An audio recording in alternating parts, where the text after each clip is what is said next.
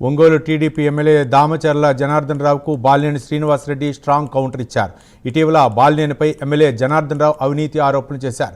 దీనిపై స్పందించిన బాలినేని ఎవరి హయాంలో అవినీతి జరిగిందో తేల్చుకున్నారా అంటూ సవాలు విసిరారు. కూటమి ప్రభుత్వంలో ఉన్నామని ఇప్పటి వరకు ఓపిక పట్టానన్నారు. ఇక ఊరుకునేదే లేదంటూ వార్నింగ్ ఇచ్చారు.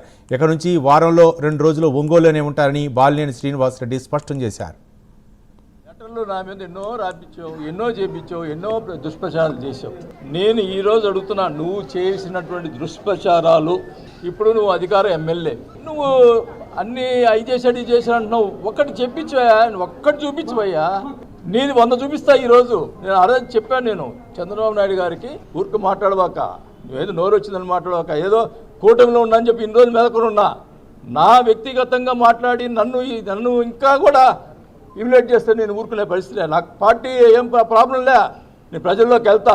నా ప్రజలు కావాలి. నాకు ప్రజలు చాలా ఇబ్బంది పడుతూ ఉన్నారు. నేను ఒకటే చెప్తా ఉన్నా, డ్వాక్రా గ్రూపులు పేదవాళ్ళని ఎంత దోచుకున్నావో ఆ డబ్బులు మొత్తం ఎవరైతే ఉన్నారో వాళ్ళు బయట పెట్టాలి. పెట్టిందా ఊరుకోను అన్నావు కదా. నేను ఎప్పుడో వస్తానన్నా, వారానికి 2 రోజులు ఇక్కడే ఉంటా. నేను ఇక్కడ చెప్తా ఉన్నా, అన్నిటికీ సిద్ధంగా ఉన్నా.